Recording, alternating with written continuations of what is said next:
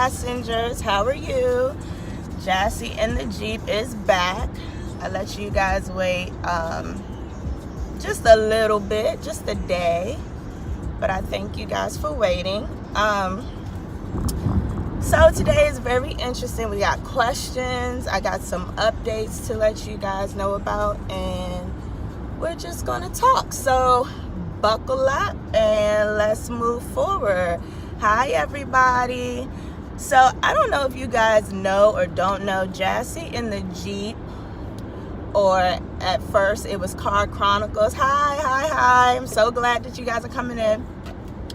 Jassé in the Jeep was just a thought that was inspired by a friend and my cousin who would do videos in their car, and it just came to me one day like, okay, you got this long commute, you know, see what happens. And it just started like snowballing. But since then, I am so thankful for the response. I love that you guys are calling it a show. I love that you guys are loving the little new name, Jassé in the Jeep. So please definitely, if you like it, tell your friends about it. I always put the hashtag on it. Feel free to share if you think it'll help somebody else. But I brought that up because I got two people who were like, oh my God, I'm so, like, can you just like park in the parking lot? Like, I love Jassé in the Jeep, but I'm so scared for you to drive. And then my aunt was like, Jassé, are you okay? Like, you know, just be careful. And I want to let you guys know that I am so very safe while doing this. Don't you guys talk to people in your car? Like, this is not like, both hands are on the wheel. Jeeps are good. I can do this. My car's still straight. The phone is on the platform, so I just really want you guys to not worry about that. I don't want to live in fear. So if you are scared for my safety, just say a prayer. Say, Jesus, let Jassé get home safe. And you know, that's all I need. That's all I need. So please don't worry about that. But I do appreciate the worries. I've been driving this road for over 10 years. Up and down, back and forth. I know this road very well. Hey, Big Hershey. So don't worry about that. So one of our passengers, we're going to get on topic. One of my passengers called me yesterday morning, literally called me at like 6:45. It was like 6:45 a.m. And if anybody knows me, I am not a morning person. It doesn't make a difference if I'm going to work or not going to work. I'm not a morning person. So I was really, she called and she's like, what you doing? I'm like, getting ready. And so she was like, so how does one submit a question to Jassé in the Jeep? And I'm like, oh, you can, you know, do it through IG, you can do it through Facebook, you can text me, or you can call me. And she was like, well, I got you on the phone now. So at 6:45 a.m. yesterday morning, one of the passengers reached out to me. And basically, she's in a relatively new relationship. And she said that when it started, this person was very, just very interested in her. She would get a good morning, beautiful text every morning. Just very much attentive to her. And I guess as the relationship has started to grow, that attentiveness has fizzled down almost to nowhere, if I'm remembering correctly. So it's gotten to a point where, you know, she has to kind of text him to be like, hey, haven't heard from you, everything good? This was a phone question, so I'm just remembering everything that was said and the things that kind of stuck out in my mind. So one thing she said was, this person has been in other relationships before, this person has been married before, and this person has told her, you know, like, once I get in my moods, that's it, you know, I'm in my mood and I just have to take that time to get out of it. And so she heard that, and she really, you know, as the attentiveness started to fizzle down, she kind of put it in the category of this person is just in one of his moods, and when he gets out of it, he'll come back to being attentive. But she's seeing a trait of, I don't know, maybe the attention, or maybe his attention to her is no longer there. We don't know. Finally, she did reach out to him again, and he told her that he actually lost a family member. And so, you know, she said, I'll say it perfect. Oh, hi, sister. So it, pause for the cause. My sister was the one who said, can you give us a little warning of when Jassé and the Jeep is going live so I can be prepared? And like I told you guys, this was just a thought, and I just went with it. So honestly, every day I'm refining Jassé and the Jeep. And like I said, the name has slowly changed. Car Chronicles is still a hashtag. We got the buckle up now, and my followers, I call y'all my passengers. So just grow with me as this comes up. But I will do the announcements about when I'm getting ready to go live. So you can thank my sister. If y'all know who my sister is, you can thank her for that little tidbit, because I can see it made a difference. Anyway, so she reached out to her boo, bae, boyfriend, whatever, and he told her that he recently lost a family member. And she said, I'll keep you in my prayers. And hey, Jonice, I'll keep you in my prayers. And you know, let me know if you need anything. So I don't think that she's really heard from him, but her real question is, when do you let something go? When do you say, okay, this person is no longer invested in the relationship and I should let it go? Her concern is, she also wants to take into consideration that this person did just lose a family member. And so it is very touchy, I will say that. But my advice to my passenger is, when somebody wants to be in your life, they will be in your life. You don't have to hunt them down. You don't have to text them and all the time to just say, hey, you know, I'm still here. Is everything okay? You know, I think that if somebody really truly wants to be with you, even if they're sad and depressed, they'll be like, I'm just coming in. Hey, you come in every time, girl. You are a true Jassé and a Jeeper. I love you. Thank you so much. To just say, you know, I'm feeling down, I'm in a funky mood, but I just want to be around you. I do know that there's other things that may prevent a person from doing this. I don't know, because some people have different emotional situations, mental health issues, sometimes weather tends to play a part. But after a while, 24 hours, maybe 48, I think a person would at least check on you to say, I'm going through something, but baby, you on my mind. If those mental issues and all those other things that I listed, if you know this is not a factor and they're just missing, hey boo, my sister's in here. Hey Karima, thank you so much for your tidbits. If this person truly is just missing, then I say, keep that same energy. And isn't that what people are saying now? Keep that same energy. When we first started, you could text me every morning, good morning, beautiful, how are you doing? What's the difference now? And it's not, I'm not saying this to be negative, to be like, move on. I'm just saying, a lot of times what people give you, you should give back. And we have to really pay attention to the people in which we attract.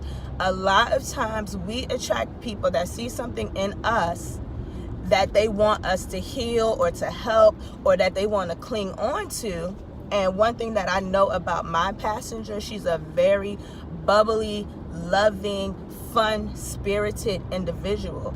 Those individuals a lot of times tend to attract broken people because they want to be that fun, loving, bubbly personality, or they want to be in that space and they want to be in your environment. And so in the beginning, they come in like, oh, everything is great, I'm just like you. And then you start to see that it slowly peels back. And then it leaves the person wondering, well, what happened? Did I do something?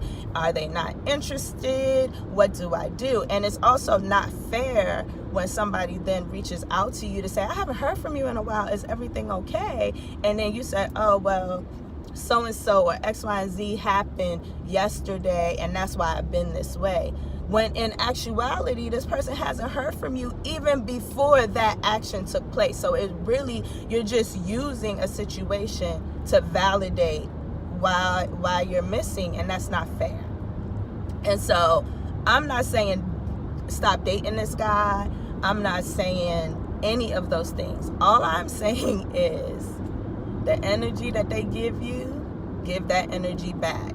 Now, if he starts to blow your phone up and say, I haven't heard from you, then you can say, well, I figured you really just need a space. You were already backing out. So, I just gave you the space to heal and to do what it was that you needed to do. And so I'm not giving any advice on how she should move forward in that relationship. I'm just saying, keep that same energy. Give people what they give you back. If they're giving you all the love and affection and attention, then yes, you can open yourself up and do those same things. But as soon as somebody starts to pull back their energy and their love and their attention, you don't have to keep pouring all of that into them, because now it's not a give and take situation. You're just giving. You're just giving, and they're taking and taking and taking, and you're not receiving anything back. And honestly, love goes like this. Like, it's continuous. I'm loving you, you're loving me, and that's a healthy relationship. Now, if somebody is truly in a place where they truly just need somebody to hold them and support them, you can hold and support that person. And that person, although in their darkest place, can still love you and thank you for it. And so I don't believe, from what she was saying, that he's even truly opening up and allowing her to be there for him during this time. And so I'm just going to say, for now, give him the space to heal. And if he comes back, then you guys have a real conversation about moving forward and emotions and moods and all of those things. So to that passenger, that is my advice. I did not receive any additional questions from our previous question. I got a lot of messages saying, I agree with you. And guess what? If you guys don't agree with me, this is a platform where once I get in a safe space where I can read my phone, I get messages, I get text messages. So if I missed something, if I was not on the mark, feel free to send me a message and say, Jassé, how about considering X, Y, and Z? And I also have a lot of older passengers older than me. I don't claim to be all knowing. Like I said, I'm not a therapist, I'm not a counselor. I'm just telling you my opinion from my life experiences that I have seen. So if they have something that they can add, please feel free to continue to just share dialogue with me. And if I'm wrong, I will come back the next day and tell my passengers, you know what, let's rewind. I missed something, I was wrong, because like I said, this is an open conversation done in love. I did receive a question from a new passenger that said, how do you keep spark in your relationship? How do you just continue to love on your significant other and to keep that spark going? So my husband and I will be celebrating our 5th year anniversary next month, and this summer we did something for the first time where during the summer we said that we were going to date each other. And I kind of got that idea from my Pastor Battle. Him and his wife Vicky go on dates every week, and it's just so lovely just to see them. I mean, they're grandparents at this time, they're first lady and pastor of a church, and they still can find time to actually go out every week. And so when somebody tells you that there's no time, I think if a pastor of a mega church can find time, you can find some time. So Clint and I, when I say that we dated each other this summer, we did not go out every single week because we do have a baby, and my babysitter list is like this. I trust very few people with my child. But in the month of July, all of July, we said we were going to do something special for each other. We said we were going to do something special for each other, and it did not have to be big. And so I think July 1st, I bought him his favorite chocolate bar or something like that. I wrote a note on it, and we just constantly did things like that for each other. He wrote me this beautiful poem.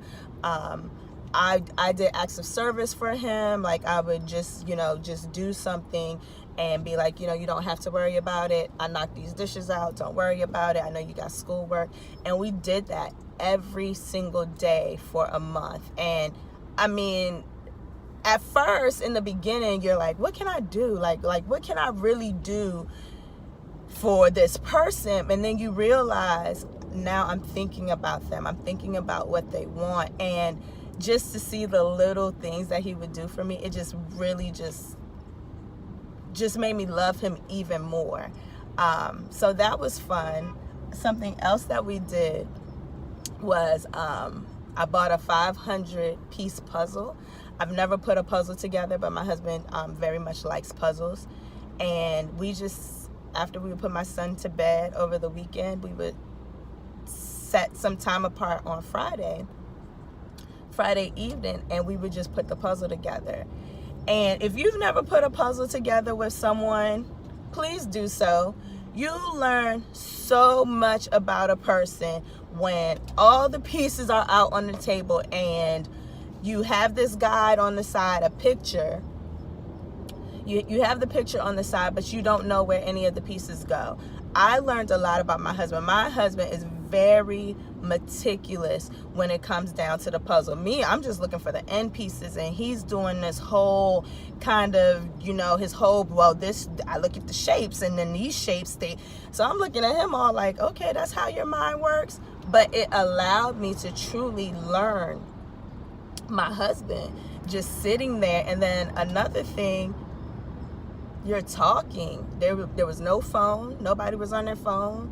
There was no television. There was no distraction. And so now there were several nights where we were up Friday until 2 a.m. just working on a puzzle, or, saying, it's, like, tomorrow, let's make time to do the puzzle because we're almost there. Hey, cousin, how are you? So if you can, you don't have to start with 500 pieces, but put a puzzle together with someone. It will allow you to reevaluate your relationship, even if it's with a friend or a roommate. Do it. You will learn a lot about a person. The next thing that he and I did this summer, and I can only talk about what we have done this summer, because this summer was truly just us taking time to just love on each other. And so I'm using that as a reference point to how to keep the spark in your relationship, because that was our first time truly just setting an intention to say, this is what we're going to do.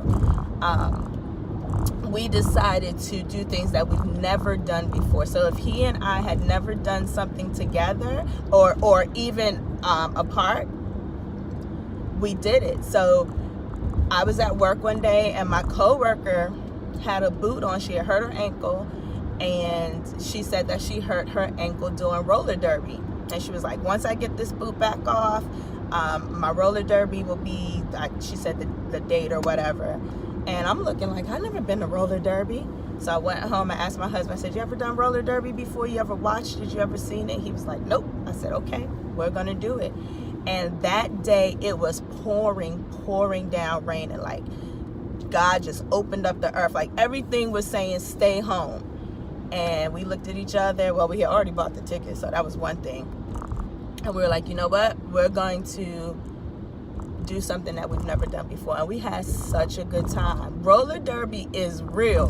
Let me tell you, these women out here pushing and bumping, and I can't even tell you how the score system works, but it was definitely interesting. So if you're truly trying to keep the spark in your relationship, just find, hey, how are you?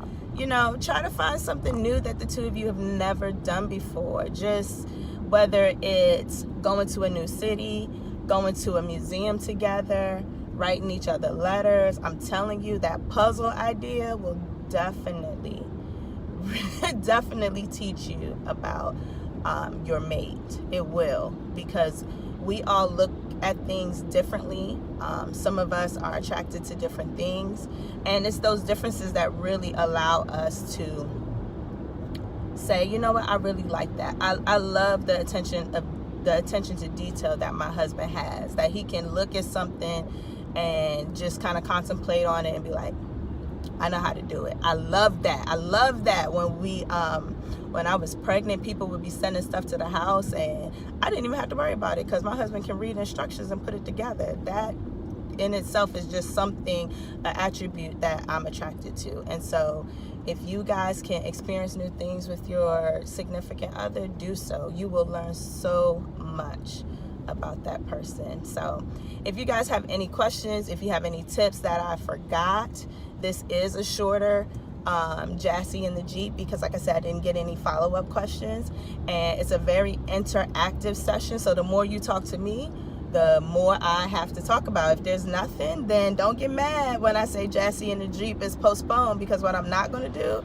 is just ramble. So I thank you guys. I thank you for joining. Please, please, please, please, if you do like this, if it helped you, share it with your spouse. Don't just say this is what Jassé said.